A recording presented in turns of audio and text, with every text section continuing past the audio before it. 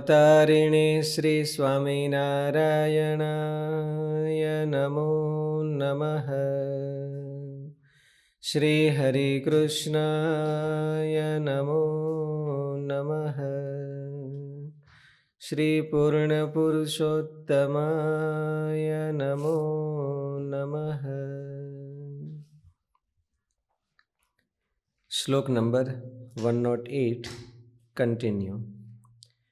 સ શ્રી કૃષ્ણ પરમ બ્રહ્મા ભગવાન પુરુષોત્તમઃ ઉપાસ્ય ઇષ્ટદેવો નઃ સર્વાવિર્ભાવ કારણમ.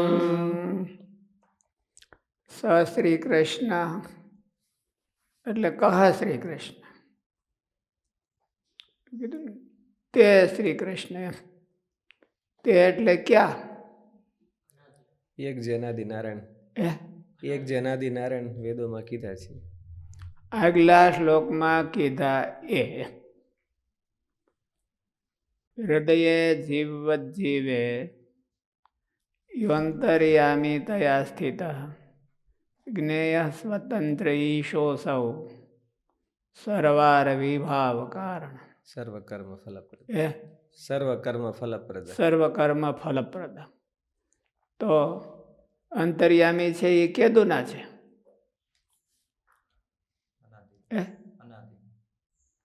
એટલે સહસ્ત્રી કૃષ્ણ એટલે એક, એને અનાદિ કૃષ્ણ કયો, અનાદિ નારાયણ કયો કે અનાદિ કોઈ તત્વ કયો, એ અમને ઉપાસ્ય છે. ઉપાસ્ય ઈષ્ટદેવો નર ન સર્વાર વિભાવ કારણ. એ બધા અવતારોનું કારણ છે. એક અનાદિ તત્વ છે, નારાયણ કે છે, એને સ્વામિનારાયણ કયો, એને શ્રી કૃષ્ણ કયો, જે કંઈક કયો, એમ વાસુદેવ કયો, કે એ તત્વ છે એ અમને ઉપાસ્ય છે, અમારું ઉપાસ્ય એ છે.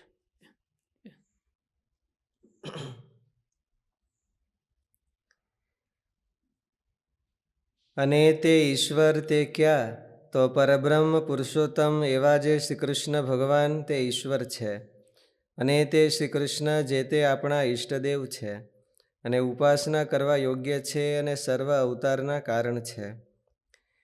તે ઈશ્વર શ્રી કૃષ્ણ ભગવાન જ છે, બીજા નહીં.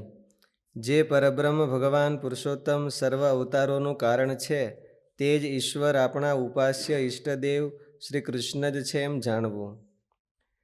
પરબ્રહ્મ પર એટલે સર્વના ઉપાસ્ય હોવાથી શ્રેષ્ઠ. બ્રહ્મ એટલે તેમનો મહિમા અપાર છે અને તેથી જ તે સર્વથી અધિક છે. તે વિષ્ણુ પુરાણમાં કહ્યું છે કે સ્વયં અપાર વૃદ્ધિ સંપન્ન છે અને સર્વ ભાવ પદાર્થોને વધારે છે, પોષણ કરે છે, સમગ્ર સ્થાવર જંગમનો આશ્રય છે, સર્વ ભાવ પદાર્થોને ધારે છે, આથી તે બ્રહ્મ કહેવાય છે. બ્રહ્મ શબ્દનું લિંગ પરિવર્તન થતું નથી, એટલે આગળમાં 107મા શ્લોકમાં કહેલા ઈશ શબ્દનું વિશેષણ કરવામાં આવે તો પણ કંઈ દોષ નથી. બ્રહ્મ શબ્દને કર વિશેષણ હોય તો એ પ્રમાણે થઈ જાય, જેનું વિશેષણ લાગ્યું હોય. સ શ્રી કૃષ્ણ એ પુલ્લિંગ છે અને બ્રહ્મ છે એ એનું પુલ્લિંગ ન થાય, નપુંસકલિંગ છે. સ શ્રી કૃષ્ણ પરમ બ્રહ્મ ભગવાન. અહીં પરબ્રહ્મ શબ્દ રાખ્યો છે. તેમાં બ્રહ્મ શબ્દનો પ્રયોગ શાસ્ત્રોમાં બીજા અર્થોમાં પણ થયો છે. જેમ કે એટલે ગીતામાં પરબ્રહ્મ કીધું એમ. બ્રહ્મ પ્રકૃતિને હોતે કહેવાય, બ્રહ્મ આત્માને હોતે કહેવાય, બ્રહ્મ અક્ષરને કહેવાય, પણ પરબ્રહ્મ એકે ન કહેવાય. જેમ કે ગીતામાં હે અર્જુન, મારી મહદ બ્રહ્મરૂપ મૂળ પ્રકૃતિ સંપૂર્ણ ભૂતોની યોનિ છે. આ ગીતા વચનમાં બ્રહ્મ શબ્દથી માયાને કહી છે. પરમ અક્ષર બ્રહ્મ છે. આ ગીતાના વાક્યાંશમાં બ્રહ્મ શબ્દથી અક્ષર તત્વ કહ્યું છે. ભાગવતના પ્રારંભમાં જ પ્રથમ મંગળ શ્લોકમાં આદિ કવિ બ્રહ્માને શબ્દ બ્રહ્મ વેદ કયા છે. તેને બ્રહ્મ હૃદા આદિ કવયે મુહ્યંતિ યત્ મુહ્યંતિ યત સૂરય. તેને બ્રહ્મ હૃદા એટલે હું એનો અન્વય કરો જી. તેને બ્રહ્મ હૃદા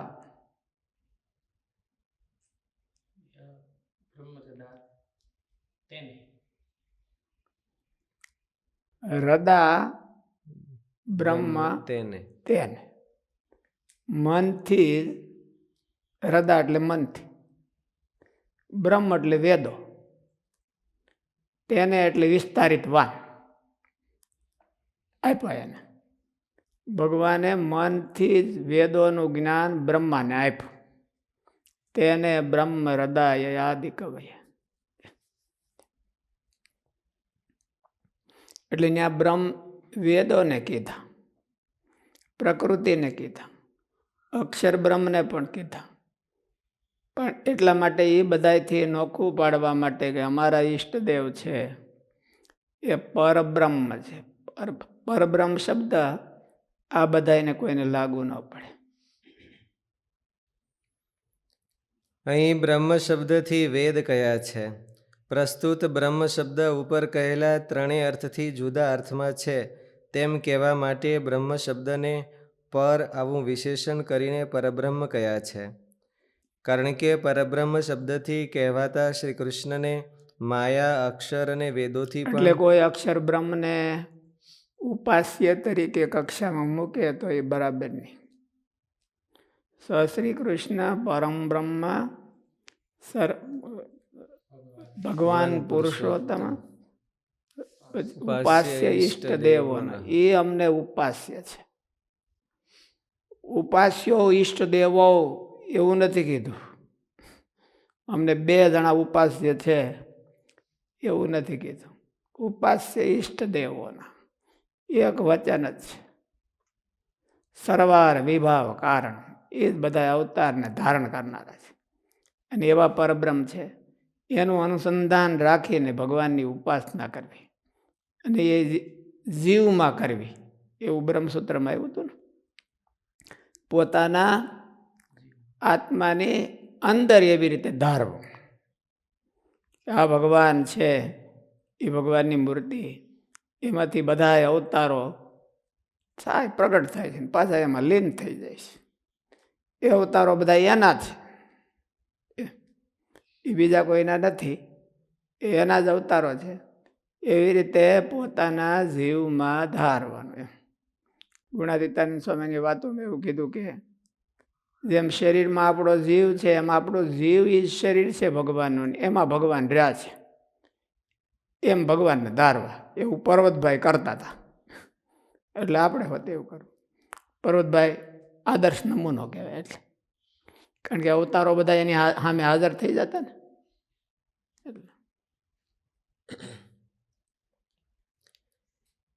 કારણ કે પરબ્રહ્મ શબ્દથી કહેવાતા શ્રી કૃષ્ણને માયા, અક્ષર અને વેદોથી પણ શ્રુતિઓમાં પર કયા છે.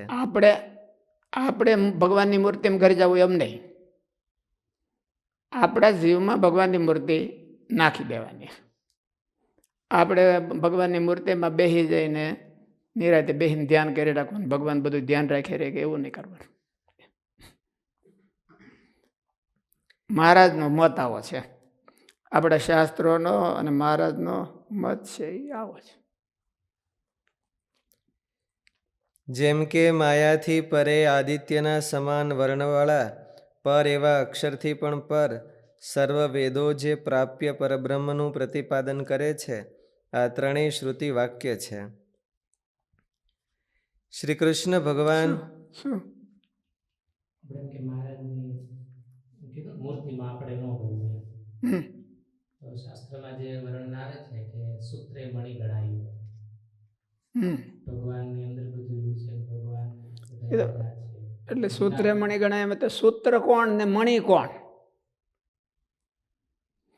સૂત્રે મણિ ગણા હોય એવું ભગવાને કીધું. આ બધું આ જગત છે એ મારા આધારે રહ્યું છે ને સૂત્રે મણિ ગણા હોય તો એમાં સૂત્ર કોણ ને મણિ કોણ? સૂત્ર ભગવાન. તો ભગવાન અંદર રહ્યા કે પારો અંદર ગયો સૂત્રની અંદર? એટલે એ બરાબર જ દ્રષ્ટાંત આપ્યું છે કે સૂત્રે મણી ગણાયું છે એમ પારો છે એ સૂત્રથી વિંધાયેલો છે. સૂત્ર છે એ પારાથી વિંધાયેલું નથી. સૂત્ર છે એ પારાથી વિંધાયેલું નથી. પારો છે એ સૂત્રથી વિંધાયેલો છે અને સૂત્ર એને બધાને ટકાવી રાખે છે. એટલે સૂત્રે મણી ગણાયું. આપણા હૃદયમાં ભગવાન બેઠા છે એવી રીતે બીજાના હૃદયમાં ભગવાન બેઠા છે. ભગવાન તો એક સૂત્ર રૂપ થઈને આખા જગતને હલાવે છે અને એવી રીતે ધારવાના ભગવાનની મૂર્તિને પોતાના જીવમાં ધારવાના. ભગવાનની મૂર્તિમાં આપણે પોતે આપણો જીવ એમ નહીં ધારવાના. સૂત્રે મણી ગણાયું. બીજું એમ કીધું ભગવાન છે એ સ્વરાટ ટકા વિરાજમાન રહે છે. હે? બધાને પોતામાં સમાવી અને પોતે સ્વરાટ ટકા વિરાજમાન રહે છે. હા, એવું પણ સ્વરાટનો અર્થ શું? કોઈની મદદ વિના અને કોઈના સહકાર વિના સ્વયં એવ રાજતે. પોતાનું શાસન છે એમાં બીજા કોઈના સહકારની એની જરૂર નથી. એટલે તમારો પ્રશ્ન શું હતો? પોતામાં સમાવી અને ભગવાન વિરાજમાન છે બધાને.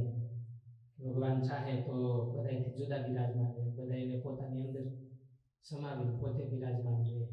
હા, તો ભગવાનની અંદર પણ આ બધા જીવાત્માઓ અને પ્રકૃતિની બધું પોતાના ભગવાનના સ્વરૂપના અંદરમાં પણ થયું ને એવી રીતે.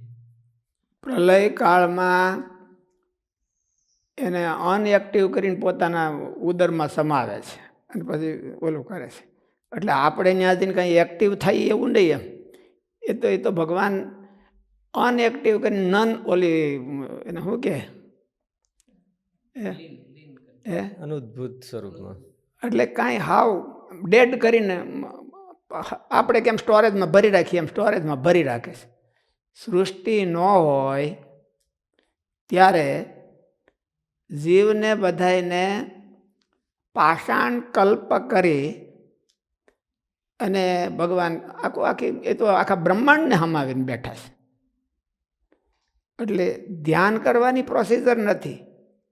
એ તો કોણ ઉપાદાન કારણ છે આ સૃષ્ટિનું એને અનુસંધાને કીધું છે. ધ્યાન કરવા ટાણે એવી જરૂર નથી. એ તો જ્યારે પ્રલય દશા હોય, જીવને ક્યાંય જગ્યા ન હોય, તમામ અનંતકોટી બ્રહ્માંડોના જીવ અને માયા અને બધાય એને પોતામાં વિલીન કરીને બેઠા છે. એટલે વિલીન કરીને બેઠા છે એટલે આપણે જેમ જમવાની આઈટમ જમી જાય એમ નહીં. એ બધાને પોતાના તેજમાં ઢાંકીને બેઠા છે. એ કોઈ કાંઈ કરી ન શકે. જ્યારે પાછી સૃષ્ટિ કરવી હોય ત્યારે બધા એને એક્ટિવ કરે. વરસાદ થાય ને બહુ પહેલાં જૂના જમાનામાં બહુ વરસાદ થતા પછી પાટોળા ભરાવે. ઘરના બાજુમાં મોટું પાટોળું ભર્યું હોય પછી એમાં રાત્રે દેડકાઓ ડ્રાઉ ડ્રાઉ ડ્રાઉ ડ્રાઉ શરૂ કરે. એટલે પાટોળામાં પહેલે દી જ આવી જાય દેડકાઓ અને પછી છેલ્લે બધું સુકાઈ જાય પાટું. એ દેડકા કાદવમાં એમને આમ ઓલા થઈ જાય, એને કોમામ વયા જાય અત્યારની ભાષા. એટલે એ બધા નિર્જીવ જેવા થઈ જાય. નિર્જીવ જેવા થઈને આમ થઈ જાય પછી પાટોળું ભરાય પાછું બીજા આગલા ચોમાહામાં એટલે પાછું બેઠા થાય.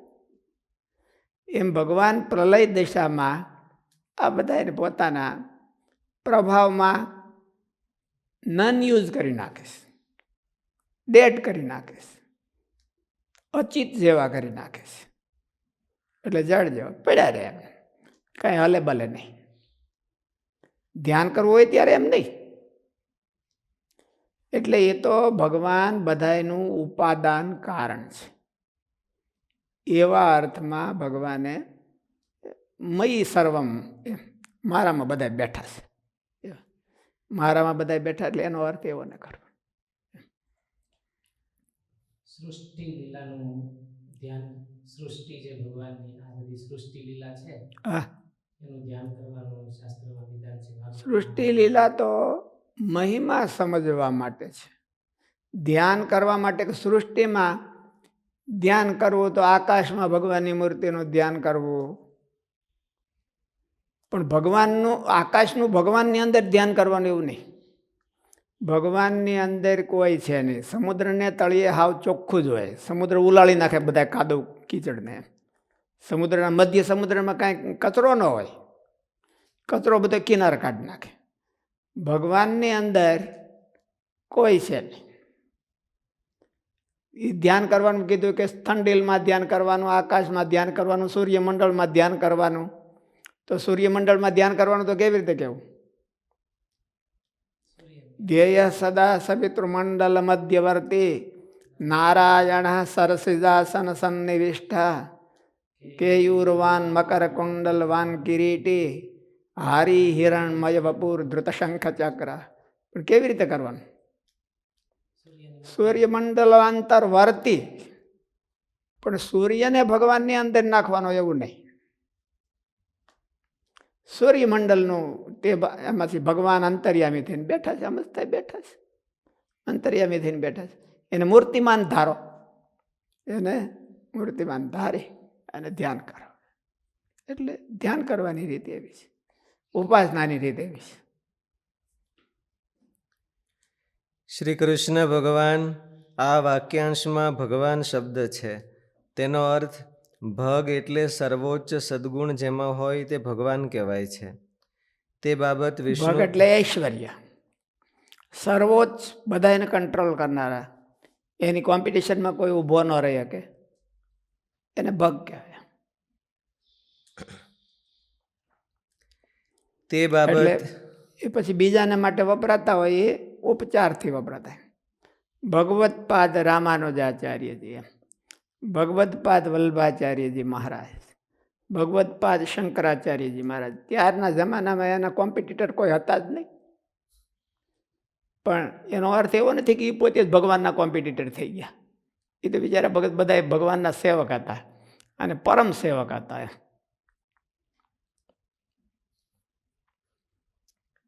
તે બાબત વિષ્ણુ પુરાણમાં કહ્યું છે કે હે મૈત્રેય, સમસ્ત કારણોના કારણ મહાવિભૂતિ સંજ્ઞક પરબ્રહ્મને માટે જ ભગવાન શબ્દનો પ્રયોગ થયો છે. બીજા કોઈને માટે અસાધારણપણે થાય નહીં, કરાય નહીં. એને રિસ્પેક્ટ દેવા માટે, અને એના હોય, અતિશય એના હોય, એમાં એને કાંઈ કદાચ ઉગાવો જ ન થવાનો હોય. પહેલેથી ઉગાવો થઈને બેસી ગયા હોય, એને તો ભાઠા મારીને કાઢો એવું કે શાસ્ત્રો. પણ એને કોઈ દી સેવક ભાવ સિવાય બીજો કોઈ ઉગાવો જ થયો ન હોય, એને પાછું વપરાય. એ ઉપચારથી એના સેવક છે. એટલે આ ભગવાન શબ્દમાં ભના બે અર્થ છે: પોષણ કરનારા તથા સર્વના આધાર. ભરતા સંભરતા ભકારો અર્થ. ભકારનો અર્થ ભ ગ, ભને કાંઈ નહીં ભ અને ગને કાંઈ નહીં ગ. એટલે ભકારો, ભરતા સંભરતા, સમગ્ર સૃષ્ટિનું ભરતા અને પોષણ કરનાર ને સર્જન કરનાર બધાય ભગવાન છે. આ ભગવાન શબ્દમાં ભના બે અર્થ છે: પોષણ કરનારા તથા સર્વના આધાર. ગનો અર્થ કર્મફળ આપનારા, સર્જન તથા પ્રલય કરનારા છે. ગમયિતા, ગકારો ગમયિતા, નેતા ગમયિતા, નેતા ગમયિતા ને સ્રષ્ટા. હે સ્રષ્ટા, સ્રષ્ટા. સ્રષ્ટા એટલે ગતિ પમાડનારા છે. એને ઉચ્ચ નીચ ગતિને આપનારા એટલે ગકાર સૂચવે છે. એ ભગવાનમાં રહ્યો છે. ભગવાન જેવો જીવ હોય એવી એની ગતિ કરાવે. સારો હોય તો ભગવાનના ધામમાં લઈ જાય, નહીં તો જેવો જેની યોગ્યતા ત્યાં લઈ જાય. અને ન જવું હોય તોય લઈ જાય. કોઈને નરકમાં તો જવું નથી તોય એ પરાયણ લઈ જાય. ગનો અર્થ કર્મફળ આપનારા, સર્જન તથા પ્રલય કરનારા છે. સંપૂર્ણ ઐશ્વર્ય, ધર્મ, યશ, શ્રી, જ્ઞાન અને વૈરાગ્ય, આ છનું નામ ભગ આવું છે. તે સમગ્ર ભૂતોના આત્મા એવા તે ભગવાનમાં સર્વભૂતો રહે છે, અને તે સ્વયં પણ સમસ્ત ભૂતોમાં વિરાજે છે. એટલા માટે તે અવ્યય પરમાત્મા જ વકારનો અર્થ છે. તજી દીધા જેવા ત્રિવિધ ગુણ અને તેના ક્લેશ આદિને છોડીને જ્ઞાન, શક્તિ, બળ, ઐશ્વર્ય, વીર્ય અને તેજ આદિ સદ્ગુણો જ ભગવાન શબ્દથી કહેવાય છે. ભગવાનમાં બધા સદગુણો તો છે, પણ દોષ રહિત છે. બીજામાં બધામાં ઋષિ મુનિઓ એમાં સદગુણો હોય, પણ કાંઈક કાંઈક ખામી પણ હોય. મુક્તો છે એમાં તો નકરા સદગુણો છે ને કાંઈ ખામી નથી, તો પણ એ ભગવાનને આધારે છે. ભગવાનની ઉપાસના કરવાથી એમાં આવ્યા છે, સ્વયં નથી. સ્વયં તો એક ભગવાનમાં જ છે, એટલે ભગવાન એક જ કહેવાય, બીજા કોઈને ભગવાન કહેવાય નહીં. અસાધારણ એ ભગવત શબ્દ પરમાત્માને લાગુ પડે, અને બાકીના બધાને જે ભગવાન શબ્દથી કહેવામાં આવતા હોય છે એ ઔપચારિક કહેવાય. આ રાજપુરુષ આવ્યા છે. રાજપુરુષ એટલે તો રાજાના કોઈ પણ નોકર હોય તો એ બધા રાજપુરુષો કહેવાય, એનાથી રાજા નો કહેવાય. તજી દીધા જેવા ત્રિવિધ ગુણ અને તેના ક્લેશ આદિને છોડીને જ્ઞાન, શક્તિ, બળ, ઐશ્વર્ય, વીર્ય અને તેજ આદિ સદ્ગુણો જ ભગવાન શબ્દથી કહેવાય છે. હે મૈત્રેય, ભગ શબ્દથી આ બધા સદગુણો, અને વાન એટલે આ બધા સદગુણો જેનામાં હોય એ સંપૂર્ણપણે ખામી રહિત એવા સદગુણો એક ભગવાનમાં જ છે, બીજા કોઈમાં નથી. એટલે અસાધારણ ભગવાન શબ્દ એ પરમાત્માને માટે વપરાય છે. સ શ્રી કૃષ્ણ પરમ બ્રહ્મ ભગવાન પુરુષોત્તમ. હે મૈત્રેય, આ રીતે એ મહાન ભગવાન શબ્દ પરબ્રહ્મ સ્વરૂપ શ્રી વાસુદેવનો જ વાચક છે, બીજા કોઈનો વાચક નથી. શિક્ષાપત્રીના પરબ્રહ્મ પુરુષોત્તમ એવા જે આ વાક્યાંશમાં પુરુષોત્તમ શબ્દ છે, તેમાં પુરુષ એટલે પૂર્વસિદ્ધ પ્રાચીન કાળથી જ જે હોય તે પુરુષ કહેવાય છે. શ્રુતિ કહે છે કે હું પ્રથમથી જ અહીં હતો, આમ જે અનુભવાય તે પુરુષનું પુરુષપણું છે. અથવા જે ભક્તોની ઈચ્છાઓને પૂર્ણ કરે અને ભક્તોના વિરોધીઓનો વિનાશ કરે તે પુરુષ છે. સંજયે મહાભારત ઉદ્યોગ પર્વમાં કહ્યું છે કે તે સર્વત્ર પરિપૂર્ણ છે તથા સર્વના નિવાસસ્થાન છે, તેથી પુરુષ છે. અથવા ભક્તોની ઈચ્છા કરતાં પણ જે અધિક આપે તે પુરુષ છે. અથવા જેને સંભાળવાથી પાપ ઇત્યાદિકને જે બાળી દે તે પુરુષ છે.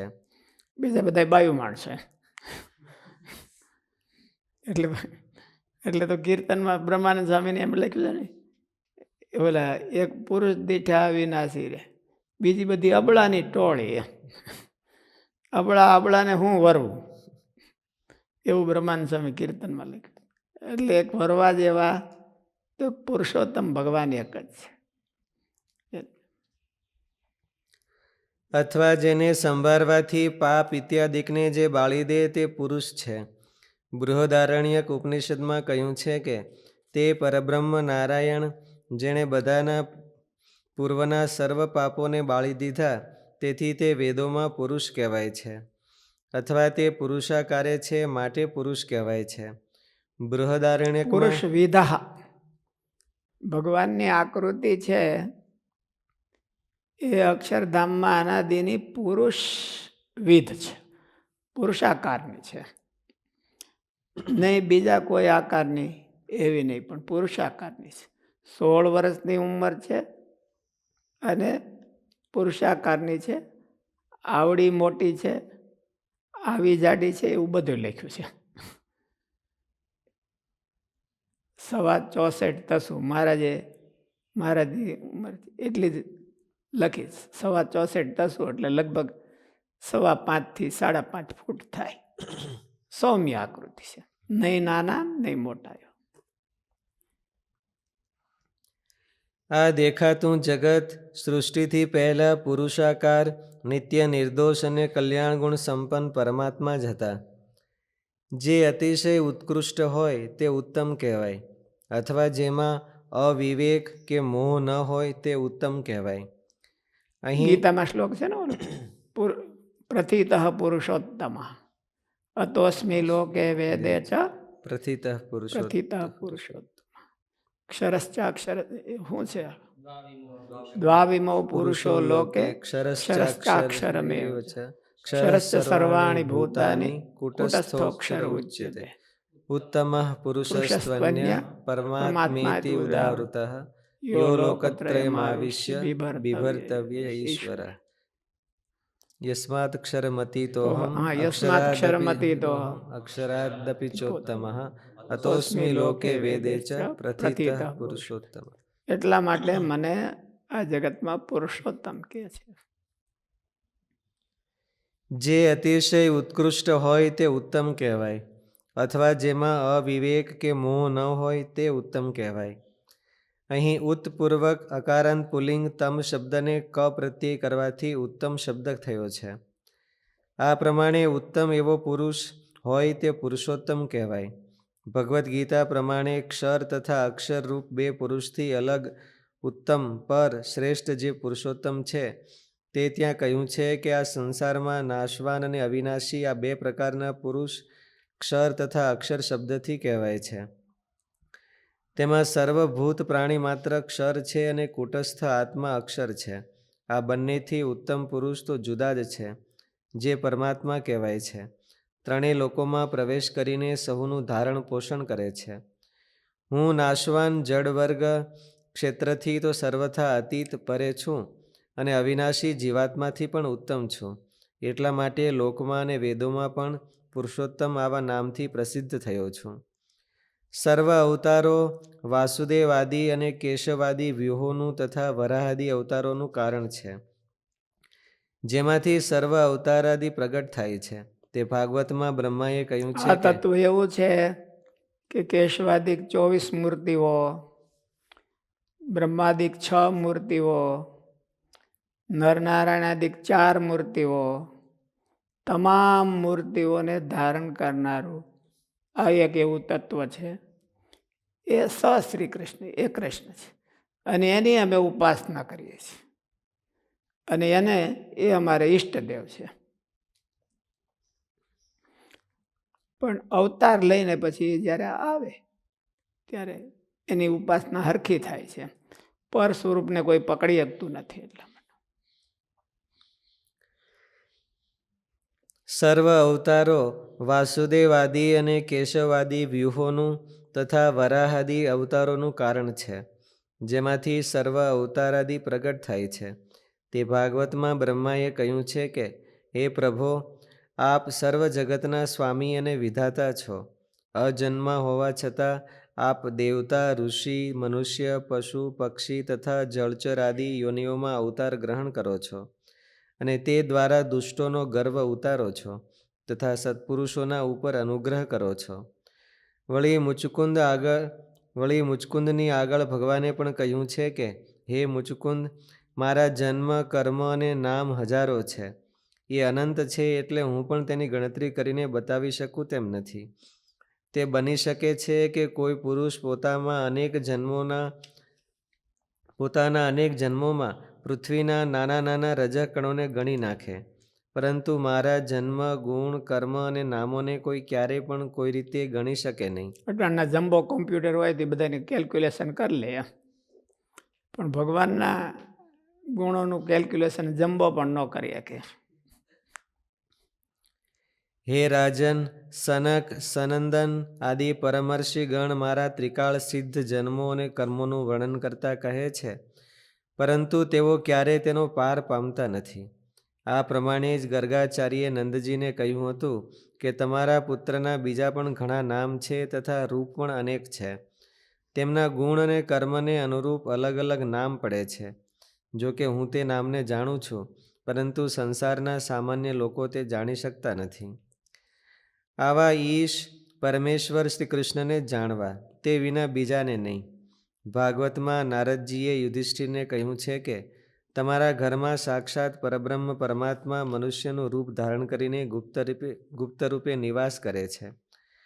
મોટા મોટા મહાપુરુષો જેમને નિરંતર ખોળ્યા કરે છે તે પરબ્રહ્મ પરમાત્મા છે.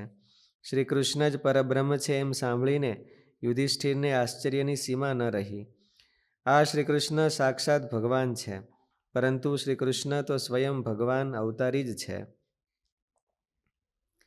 હે સખીઓ, આ તે જ સનાતન પરમ પુરુષ છે. કૃષ્ણસ્તુ ભગવાન સ્વયં એવું ભાગવત ભાગવતના બીજા સ્કંધમાં એવું કીધું છે. પણ શાસ્ત્રો હોય ને એને બધે જો ઊંડેથી જોવે ને તો એમાં બધાય અર્થો પડ્યા હોય છે, પણ એને બધા બહુ જોતા હોય નહીં, એટલે એને શાસ્ત્ર છળ કહેવામાં આવે છે. એમાં જેને માલિપા પડ્યું હોય એ અર્થ લઈ આવે અને એ બરોબર ફીટ બેસી જાય હોતી. એને આપણા હૃદયમાં જો મહારાજનો અવતારી પણ પડ્યું હોય તો એ તરત જ ફીટ બેસી જાય કે એ કૃષ્ણસ્તુ ભગવાન સ્વયં એમાં હોતી. અને જેના હૃદયમાં જે પડ્યું હોય એ બધું ફીટ બેસી જાય. એટલે એને શાસ્ત્ર છળ કહેવાય, શબ્દ છળ. એ શબ્દ છળ કોઈને છેતરવા માટેનું હોતું નથી, બધાયનો નભાવ કરવા માટેનું હોય છે. છળ શબ્દ માણસોના છેતરવા માટે વપરાતો હોય છે. પણ આવું શાસ્ત્રનું શબ્દ છળ કે એ કોઈને છેતરવા માટેનો હોય. પરોક્ષવાદો વેદો એમ બાલાનામ અનુશાસનમ. વેદ છે એ પરોક્ષવાદથી વાત કરે છે.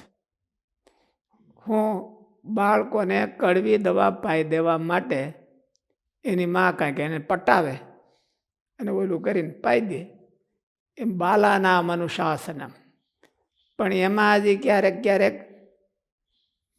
કોઈને ઓલું માણસોને લોકમાં છળ કર્યો હોય તો એમાં કંઈક વાંધો હોય એમ.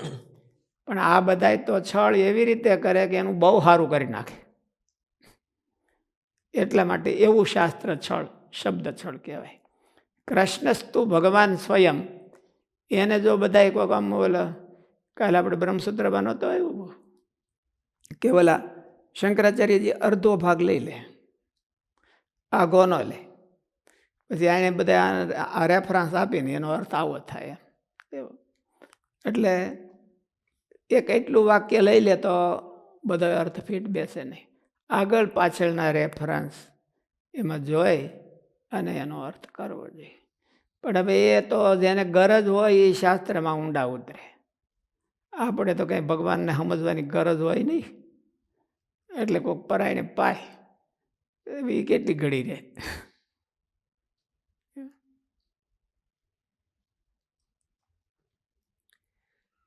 આ શ્રી કૃષ્ણ સાક્ષાત ભગવાન છે, પરંતુ શ્રી કૃષ્ણ તો સ્વયં ભગવાન અવતારી જ છે. હે સખીઓ, આ તે જ સનાતન પરમ પુરુષ છે, જે પ્રલયને સમયે પણ પોતાના અદ્વિતીય અને માયાના ગુણોથી રહિત શુદ્ધ સ્વરૂપે રહે છે. આપણે સંતોએ તો કેટલું સરસ કીર્તનોમાં હોતે લખી નાખ્યું. ઓલું પધારે વટપતન સ્વામી એમાં એક સરસ કીર્તન, એક પદ બહુ સરસ આવે, પુરુષય પુરાણ અવતારી ચલે આયે ઘર બેઠે. એવું છે ને, સરસ કીર્તન છે. એ આખું પર સ્વરૂપનું કીર્તન છે. મહારાજ સ્વારી કાઢીને હેલા જાય છે.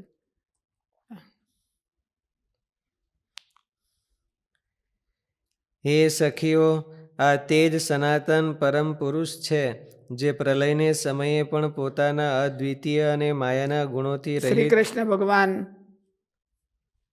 લગભગ હસ્તિનાપુરમાં આવ્યા ત્યારે આ બધી બાઈઓ એવી વાત કરતી હતી, એનું વર્ણન આવ્યું છે. અને મહારાજ વડોદરા પધાર્યા ત્યારે પણ એ સ્ત્રીઓના મુખે જ એ પ્રેમાનંદ સ્વામીએ કીર્તન બોલ્યું છે. પુરુષય પુરાણ અવતારી ચલે આયે ઘર બેઠે મુહૂર્ત. એટલે એ ભગવાનના પર સ્વરૂપનું વર્ણન કરે છે. હે સખીઓ, આ તે જ સનાતન પરમ પુરુષ છે, જે પ્રલયને સમયે પણ પોતાના અદ્વિતીય અને માયાના ગુણોથી રહિત શુદ્ધ સ્વરૂપે રહે છે. તમે ક્યાંથી કીર્તન બોલતા હતા પેલા? ભૂલાઈ ગયું છે. આ ઉપર કયા તે બધા શ્રીમદ ભાગવતના પ્રમાણો શ્રી કૃષ્ણના પરમાત્માપણાને કહેનારા છે. આવા પ્રભાવ સંપન્ન તે શ્રી કૃષ્ણ કોણ છે? આવી શંકા કરીને પછી તેમની ઓળખાણ માટે નીચેના બે વિશેષણ કહે છે કે તે અમારા સુદૃઢ રીતે ઉપાસના કરવા યોગ્ય છે અને ઈષ્ટદેવ છે. આમાં જે કાંઈ વિશેષ કહેવાનું હતું તે પહેલાં કહ્યું છે. જે ક્ષર અને અક્ષરથી પર પુરુષોત્તમ સાક્ષાત ભગવાન શ્રી કૃષ્ણને કહ્યા તે જ સ્વયં અપાર કૃપા કરીને શ્રી સ્વામિનારાયણ રૂપે પ્રગટ થયા.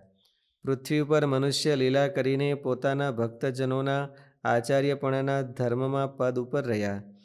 આ રીતે આ શિક્ષાપત્રીમાં તેમણે પરોક્ષપણે જે શ્રી કૃષ્ણનું નિરૂપણ કર્યું તે તો સ્વયં પોતે જ છે, પણ તેનાથી જુદા નથી.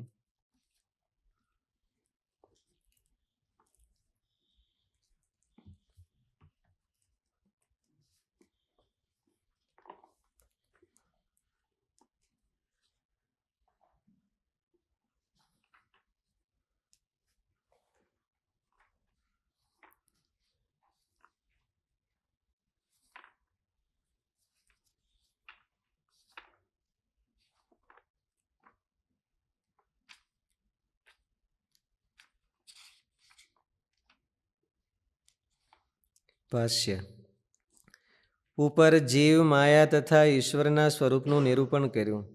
જે કહ્યા તે ઈશ્વર જ સર્વેશ્વર છે. મુમુક્ષુઓએ તેમની જ ઉપાસના કરવાની છે. અને શિક્ષાપત્રીમાં 3 વાના કીધા: જીવ, ઈશ્વર ને માયા. વચનામૃતમાં 5 વાના અનાદિ કીધા. એટલે 5 અનાદિ પ્રવાહો છે અને 3 અનાદિ તત્વો છે. આ 3 તત્વો કહેવાય. અને જીવ, ઈશ્વર, માયા, બ્રહ્મ અને પરબ્રહ્મ એ 5 અનાદિ પ્રવાહ કહેવાય. એમાં જીવના 3 સ્વરૂપ છે: જીવ, ઈશ્વર ને બ્રહ્મ. બાકી ઓલા 2 તો અહીંયા એના છે.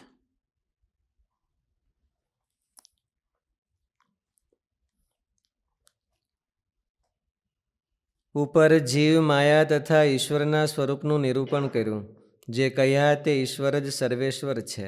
મુમુક્ષુઓએ તેમની જ ઉપાસના કરવાની છે. અને પરબ્રહ્મ પણ તે જ ઈશ્વર છે. તેથી કોઈ એમાં જુદા ક્યારે નથી. ભૂલું પડવું ન જોઈએ. ગમે એવા મહારાજ વખતે રામાનંદ સ્વામી, મુક્તાનંદ સ્વામીની બધા એના સંતો હતા. એણે એવો નિર્ણય કર્યો હતો કે આપણે રામાનંદ સ્વામી છે એ ભગવાન છે. મહારાજ તો હજી પધાર્યા નહોતા ત્યારે રામાનંદ સ્વામી છે એ ભગવાન છે. અને કોક માણસ પૃથ્વીથી 1 ગજ ઊંચો હાલ્યો આવતો હોય અને આખા બ્રહ્માંડને પાચિકાની ઘોડે આમ ઉલાળતો આવતો હોય તો પણ એને કોઈ દી ભગવાન આપણે માનવા નહીં. એક રામાનંદ એવો નિશ્ચય આ ભગવાનના ભગતને કરી રાખવો જોઈએ કે સ્વામિનારાયણ ભગવાન સિવાય બીજું બધું એ ઉપાસના કરવા યોગ્ય નહીં. રિસ્પેક્ટેબલ બધાને કહેવાય, રિસ્પેક્ટ દેવાનો, પણ કોઈની ઉપાસના એક મહારાજ સિવાય બીજા કોઈ નહીં કરવાની. અને મહારાજની ઉપાસના કરવી એ મહારાજે કીધું એમ કરવી. મહારાજની ઉપાસના કીધી બીજા કે એમ ન કરવી. મહારાજની ઉપાસના કરવી એ ગોપાળાનંદ સ્વામી કે ગુણાતીતાનંદ સ્વામી કે નિત્યાનંદ સ્વામી કે નિષ્કુળાનંદ સ્વામી કે એમ કરવી. આધુનિક આપણા જેવા કે એમ ન કરાય. હરખું હોય તો કરે, એની હારે મળી જતું હોય તો કરાય, નકર ન કરાય.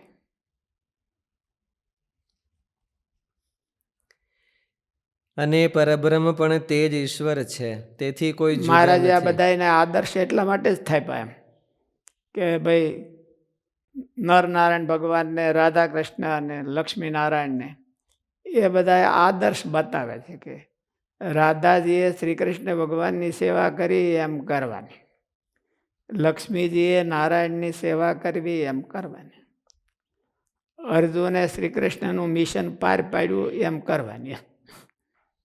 અર્જુન બીજી કાંઈ રાધાજીની જેમ તો સેવા નહોતી કરી, એટલે રાધાજી સેવા કરતા હોય એ જ સેવા કહેવાય એવો અર્થ નથી. બહુ સરસ મહારાજ કેટલું બધું સરસ ગોઠવું જો શાસ્ત્રમાં ગોઠવું છે. શાસ્ત્રમાંથી ગ્રહણ કરવું એ પોતાની ઉત્કૃષ્ટતા પ્રમાણે ગ્રહણ થાય, બાકી ન થાય. બધા છોકરાઓ ક્યાં ડૉક્ટર થોડા થઈ જાય, ઘણા તો ટીચરમાં હાલે એમ ન હોય. એટલે બધાય ન થાય. હવની પોતાની શક્તિ પ્રમાણે એમાંથી ગ્રહણ કરે. અને પરબ્રહ્મ પણ તે જ ઈશ્વર છે, તેથી કોઈ જુદા નથી. તેમજ પરબ્રહ્મ કોઈ અન્ય દેવતા નથી, એમ હવે આગળ કહે છે. તે ઈશ્વરને પરબ્રહ્મ કયા છે, તેથી અદ્વૈતીઓ ઈશ્વરથી પરબ્રહ્મને જે ભિન્ન કહે છે તે તેમનું માનવું તથ્યહીન છે. કારણ કે ઈશ્વરથી પરબ્રહ્મ અલગ છે એ માનવામાં કોઈ શાસ્ત્રીય પ્રમાણ મળતું એ નથી. લોકો એવું માનતા હોય છે કે એનાથી ને એક પરતત્વ છે. આ તો બધા તમે બધા આપણે સત્સંગમાં હોતે એવું હોય છે, કારણ સત્સંગ અને કાર્ય સત્સંગ. આપણે આ વચનામૃત પ્રમાણે શિક્ષાપત્રી પ્રમાણે જે વર્તી એ બધો કયો સત્સંગ કહેવાય? કાર્ય સત્સંગ. કાર્ય સત્સંગ. અને કારણ સત્સંગ તો એના સ્પેશિયલ પુરુષો હોય એની પાસે જવું પડે. હવે એ પુરુષો તો અટાણ હોય કે વ્યા ગયા હોય કે બહુ ખબર નહીં પણ એમ કે આવું બધું એટલે કારણ સત્સંગ. એટલે અદ્વૈતીઓ એવું માને છે કે એક ઓરું બ્રહ્મ અને એક આઘું બ્રહ્મ, એક નજીકનું બ્રહ્મ એમ. એટલે તમે બધા જે ભજો છો એ તો હજી એકડિયાવાળા છો. કાર્ય સત્સંગવાળા બધા એકડિયા કહેવાય અને કારણ સત્સંગ કહેવાય એ પીએચડી કહેવાય. એવી રીતે શંકરાચાર્યજી અને રામાનુજાચાર્યજી એમાં બેમાં આવો ડિફરન્સ હતો એમ કે રામાનુજાચાર્યજી છે એ ભગવાનને માને, ધામમાં બેઠા છે. એટલે શંકરાચાર્યજી કે ધામમાં બેઠા છે તો હાવ ડુપ્લિકેટ છે, હજી એના કરતાં જે ઓરિજિનલ છે એ તો બહુ આઘા છે અને તમારા હાથમાં નથી આવ્યા, એ અમારા હાથમાં આવ્યા છે. અત્યારે આપણે સત્સંગમાં એવું છે એમ કે એક કારણ સત્સંગ અને એક કાર્ય સત્સંગ. તમે બધા જે કરો છો એ તો હજી એકડિયામાં તમે ગણાવ નહીં, હજી વતણું પકડતા નથી આવડતું. વતણું શું?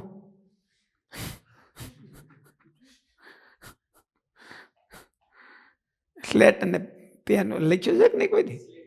આ બધા એ વતણું કહેવાય એમ દેશી ભાષા.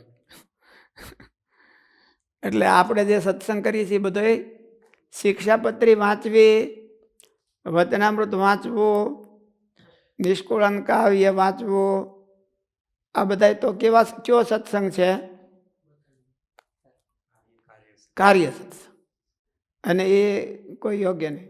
કારણ સત્સંગમાં તો એના પુરુષો હોય એને સ્પેશિયલ ટાઇટલવાળા એની પાસે જવું પડે અને તો હરખો કારણ સત્સંગ થાય. એવું અનાદિકાળથી હાલ્યું આવે છે. અટાણે આપણે જ થાય છે એવું કંઈ જરૂર નથી. શંકરાચાર્યજીને એવું કહેતા, શંકરાચાર્યજી રામાનુજાચાર્યજીને એવું કહેતા કે તમને જે હાથમાં આવ્યા છે ભગવાન એ તો કાર્ય સત્સંગ છે, કારણ છે એ અમારી પાસે.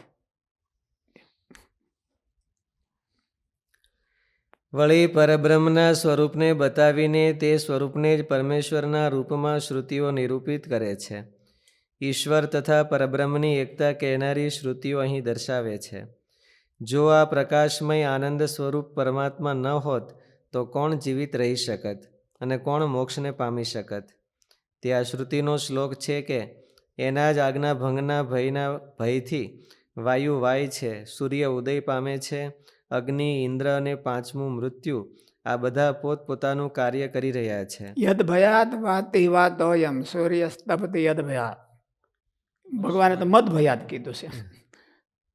મદભયાત વાતિ વાતોયમ સૂર્ય સ્તપતિ મદ ભયાત વર્ષતિન્દ્રો દહત્ય અગ્નિ મૃત્યુર ધાવતી પંચમા. એમ આ બધા જેના ભયથી કામ કરે છે એ ભગવાન છે, એ પરતત્વ છે. આ ધામમાં બેઠું એ નહીં, એ તો અવર તત્વ છે, અવર બ્રહ્મ ને પરબ્રહ્મ. એવું તે દુનું હાલ્યું આવે છે. એમાંથી સત્સંગમાં હોતે આવ્યું કે અવર સત્સંગ ને પર સત્સંગ, કારણ સત્સંગ ને કાર્ય સત્સંગ. સત્સંગમાં હોતે ક્વોલિટી પાડીશ. ગોપાળાન સ્વામીની બધા કાર્ય સત્સંગમાં હતા, ત્યાર પછી કારણ સત્સંગ વાળા ત્યાર પછી આવ્યા, એ બધા વ્યા ગયા. ત્યાર પછી કારણ સત્સંગ વાળા આવ્યા અને એને કારણ સત્સંગ પ્રવર્તાવ્યો. ઓલા બધા પ્રવર્તાવી નહોતા એ ક્યાં, એટલે એવી માન્યતાઓ છે. અને શાસ્ત્રોનો અભ્યાસ કરવા જેવો હોય છે પણ તમે કરતા નહીં કોઈ. હમણાં નવા બુલેટિન શાસ્ત્રો 1-2 બુલેટિન હું વિદેશથી લઈ આવ્યો હતો, 2 બુલેટિન કારણ સત્સંગના. પણ તમને બધાને કોઈને એટલા માટે જોવા દેતો નથી કે નહીં, ભલે તમે બધા કારણ સત્સંગ કરો તો મારે એકલાના ભાગમાં આવે નહીં કઈ કારણ સત્સંગ. તમે બધા મળો કારણ સત્સંગ કરવા દો. યાજ્ઞવલ્કીએ કહ્યું, હે ગાર્ગી, બ્રહ્મવેતા બ્રાહ્મણો તે અક્ષર બ્રહ્મને સારી રીતે કહે છે.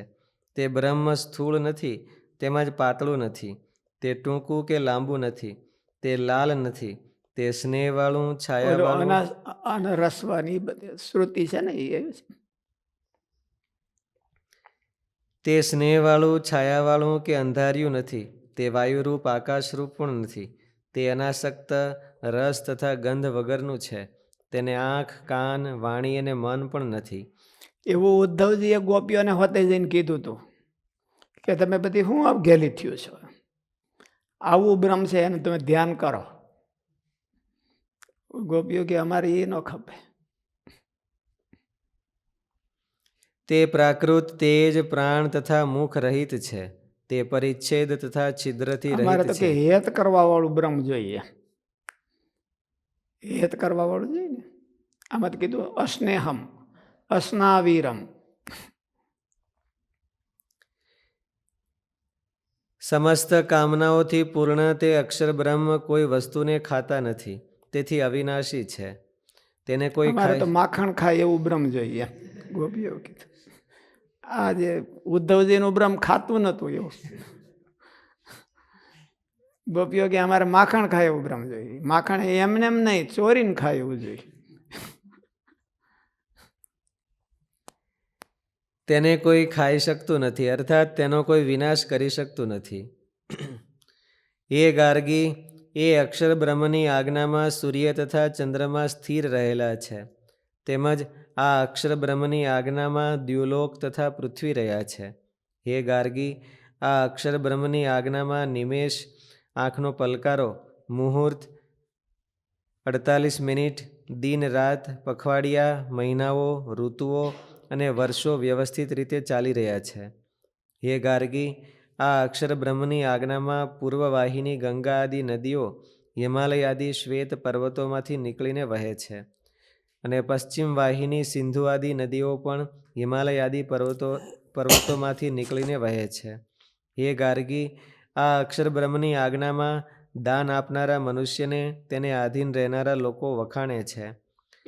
આ અક્ષર બ્રહ્મ પરમાત્માની આજ્ઞાથી યજ્ઞ કરનારા યજમાનની દેવો પ્રશંસા કરે છે, તેમજ દર્વી હોમને વશ રહેલા પિતૃઓ પણ તેની પ્રશંસા કરે છે.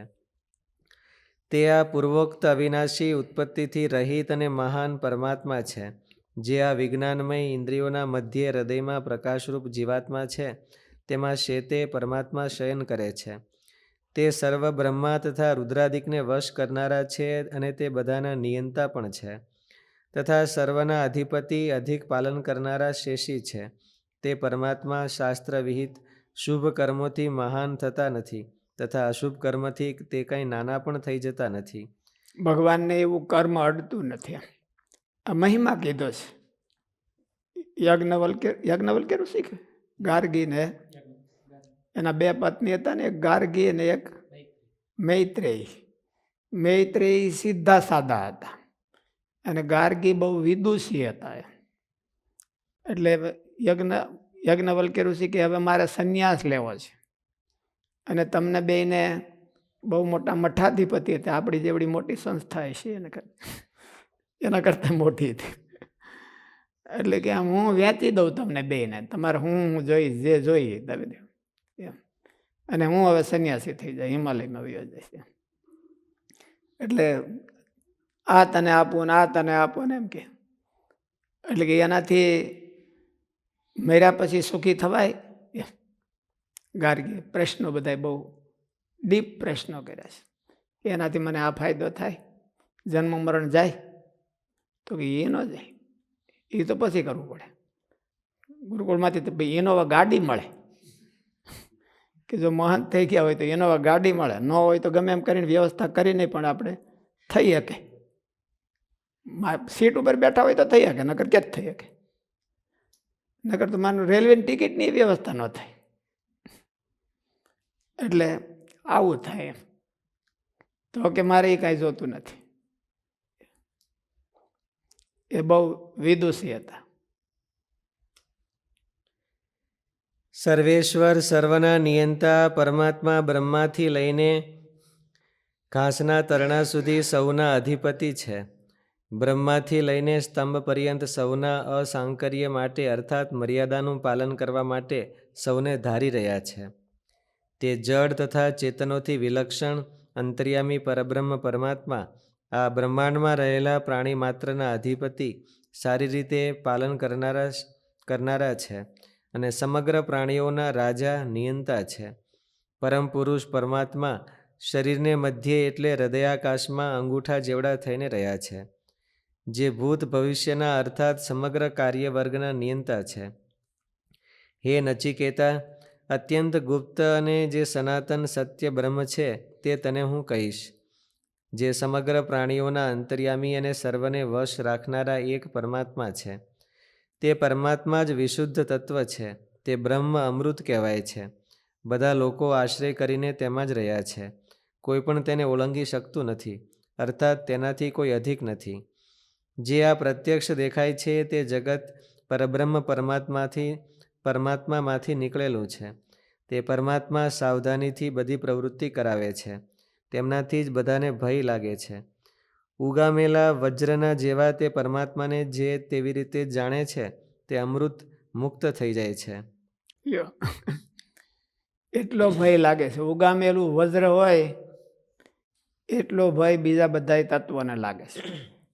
પછી બ્રહ્મ તો સારું જ કામ કરે છે, પણ સારું કામ કરે એનાથી જ બીજા નબળા માણસો ડરે અને ઓલા બધા હરખાય. જે વાકડી ભ્રકુટીથી વળી કાળ ત્રાસે તે જો એને હરિજનો મનમાં હુલાશે. નબળા માણસોને કાળ દેખાય અને સારા માણસોને તો ભગવાન અતિ આનંદરૂપ દેખાય. એટલે ભગવાનનો ભય લાગે છે કોને? મદ ભયાત વાતી વાતો યમ સૂર્ય સ્તપતિ મદ ભયાત. એ કોને ભગવાનનો ભય લાગે છે?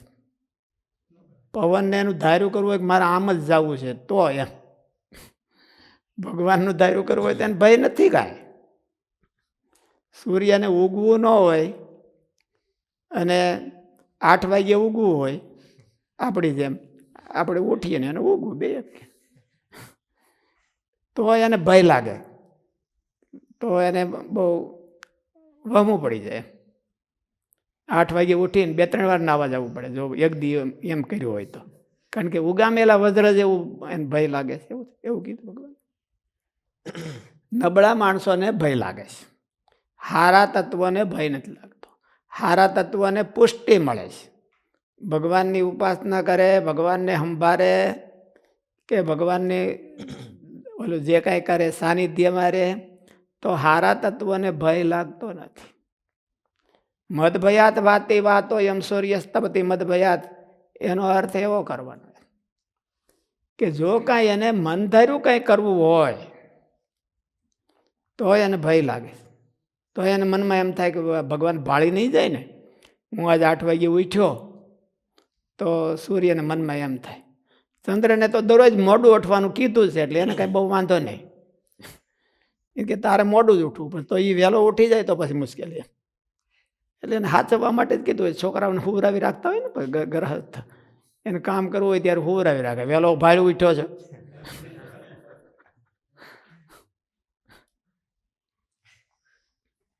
એટલે ચંદ્રને આજ્ઞા કરી, સૂર્ય ન કીધી. એમાં ચંદ્રનું નામે ન લીધું. મદભયાત વાતી વાતો એમ સૂર્ય સ્તપતિ મદભયાત એવું કીધું. ચંદ્રને ન કીધું બસ, કે એને ટેવ જ પડી ગઈ છે. હવે એ છોકરાઓ બધા એવા જ થઈ ગયા એટલે એને કાંઈ કહેવાનું હોય નહીં. એ ઉઠે ત્યારે, જેને ઉઠવું હોય ત્યારે એમ સમજવાનું.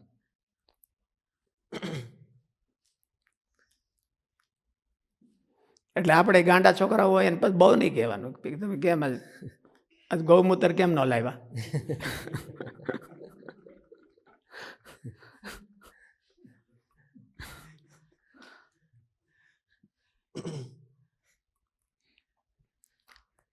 શાસ્ત્રીજી મારે ધકતાથી બધા કોને ધકે ખબર છે? કોને ધકે? હે? જે કાંઈ ભૂલ ન કરતા હોય એને ધકે. ઓલા જે ભૂલ કરવા વાળા પડખે બેસીને સાંભળે એવું.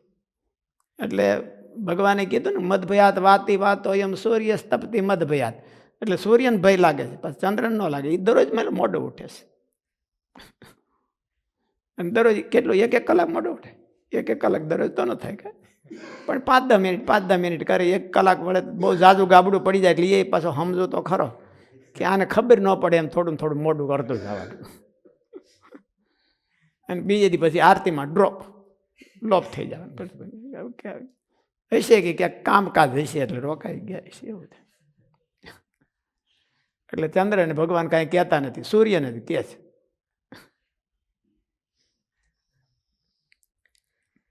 ઉગામેલા લોકમાં ગ્રહસ્થમાં એવું હોય, ડાયો છોકરો હોય ને કે બહુ સતગાંડિયો હોય અને બહુ કે નહીં કે હવે સતગાંડિયો છે ને શું કરવું. એટલે એ ક્યારેક સતગાંડિયો બેઠો હોય ત્યારે ડાયાને ધકી લે. હે માળા તું આમ કર્યો, આજ ભૂલી ગયો, ભાર કોઈ દી ભૂલ્યો છો. ઓલાને કાંઈ ઉતરવું હોય તો ઉતરે.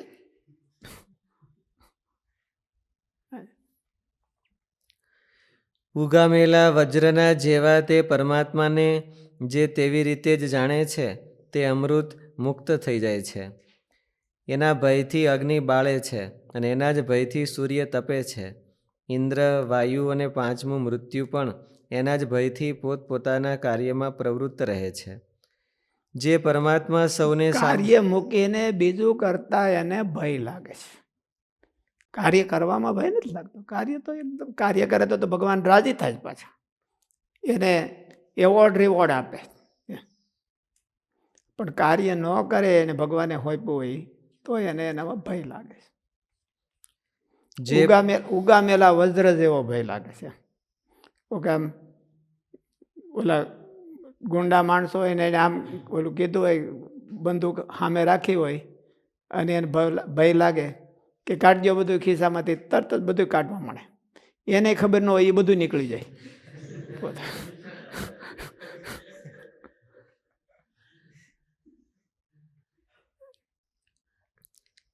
જે પરમાત્મા સૌને સામાન્ય રીતે તથા વિશેષપણે અંદર તથા બહાર જાણે છે, આ પરમાત્માનો ભૂમિમાં મહિમા છે. આ ચારે બાજુ દેખાતું બધું જગત સર્વનિયંતા પરમાત્માથી વ્યાપ્ત છે. સહજાનંદ સ્વામી મહારાજની જય.